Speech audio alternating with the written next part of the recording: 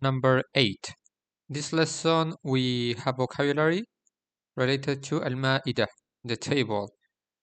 The word Ma'ida specifically means a table with food and drinks on it. Okay, so ready for eating. There are other words like over here, mindada, which is also table, but doesn't carry the meaning with the food and drinks on it. Also, there is tawila. And then we have all this vocabulary related to it. Okay. I will not go over it one by one because you can see over here. Just write it down on your flashcards or whatever system you have, so you can memorize them, practice them. Okay. Notes here. Malaha. Malaha is salt cellar. Okay, it's not salt. Maybe here, for example, dawraq, that is missing one vowel. Dawraq. Here, thallaja, double lam, fridge. And here, sabun is soap. Okay. Then we have all this vocabulary. Also, take it. It's not very important, these fruits and vegetables, but it's important anyways. Remember that many of fruits and vegetables have the collective noun, okay? Like khawkh, which means peach. Khawkh is collective noun, and the way to make it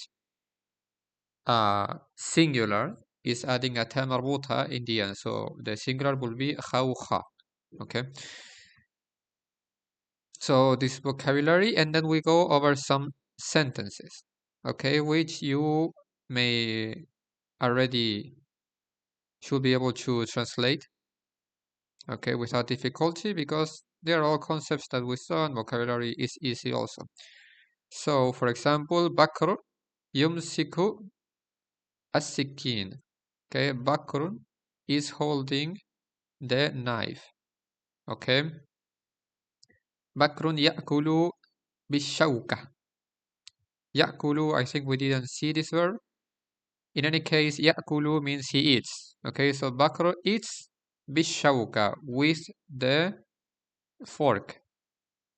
Okay, B is another preposition. It's the letter ba with a kasra below it, and it's added to the word. Okay, it's not separate; it's added to it, and also at the end, it makes the word have a kasra. Okay. Then we have Bakrun yashrabul ma'a. Bakr drinks the water. Then we have al-ma'u fit dawraq. The water is in the vessel. هذا دورق فارغ. Here we have a new concept. Okay, هذا we know it means this is a vessel, and فارغ is an adjective, which means empty. So notice that in Arabic, the adjective comes after the noun. Okay, and also it matches the ending. Okay, so here dawraqun ends with un sound. Okay, and farigun also ends with un. Okay, it always has the same ending as the noun it's describing. Then we have al-mil'aqatu wa-shawkatu ala al-mintada, which is the spoon and the fork are on the table. Then bakrun ya'kulu al-aruzza bil-mil'aqa. Bakr eats rice with the spoon. Okay. Again, we see that this new preposition be is added to the word. Then we have Bakrun yaqta'u al-jubna bis-sikkin. Bakr cuts the cheese with the knife. And then we have الدجاجة. الدجاجة, here there is a mistake. It should be fatha above the second jim. الدجاجة في الطبق. The chicken is on the plate. So I wanna explain now start explaining the verbs. So I will just make text. So if you check the verbs that are in this lesson, they all have a similar pattern, okay? So basically, they have the letter ya in the beginning, okay? That way I already explained that this means he, okay? That it is a he doing the action. And then we have the other three letters that are related to the word itself, you know? All the words in Arabic, except prepositions, they have a root, okay? They have three letters mostly that they give the meaning to a word, okay? So for give an example, we have, for example, the verb kataba, which means to write. Okay, this is in the past. We didn't see past yet, but this is kataba. He wrote. It will be, you know, in the past. And then we see that the present is yaktubu.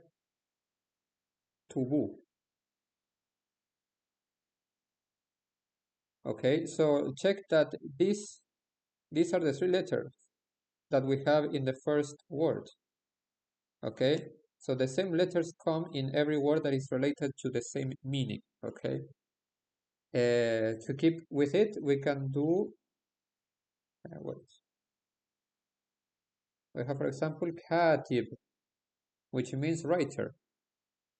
So you also have the kaf here. You have the kaf, the ta, and the ba in the word. You only add something, okay? Or you have kitab, which means book, also. Okay, you have the same three-letter root, okay, that they give the meaning to the word. The roots, they also have to come in the order. So if I write, for example, like this, they are the same letters, but they are in different order, okay? But it's not the same meaning. It's just different word, okay? So a root for having same meaning, it must come in the same order, okay? If you change the ordering of the three letters, then it's different word, different meaning. So this is about verbs, okay? So it has the ya, and with my example, we have the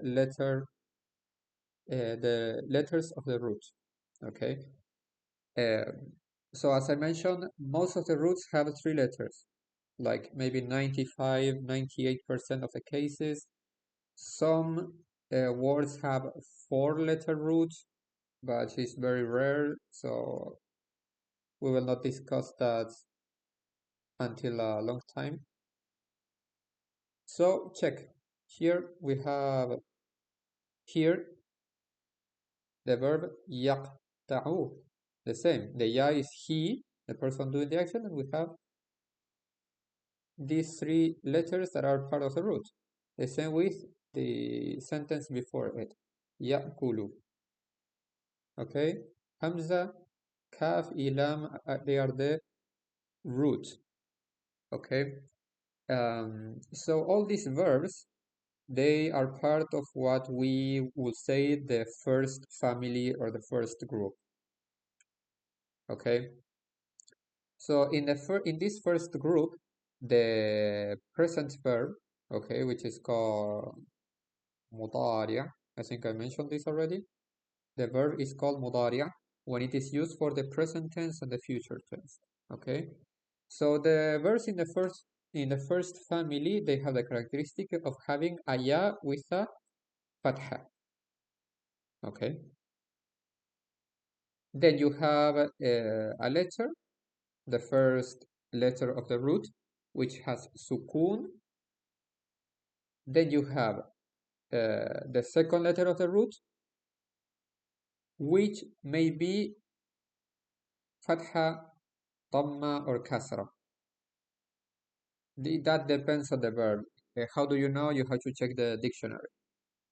There is no way to know. You just have to memorize every word. In this case, for yaktubu, it will be a dhamma. And then the last uh, root letter, okay, at the end, which, as I mentioned, the verbs have ending for standard as tam, okay? The standard ending for verbs is a tam, u sound. So this is the characteristics for all of verbs in the first family, okay?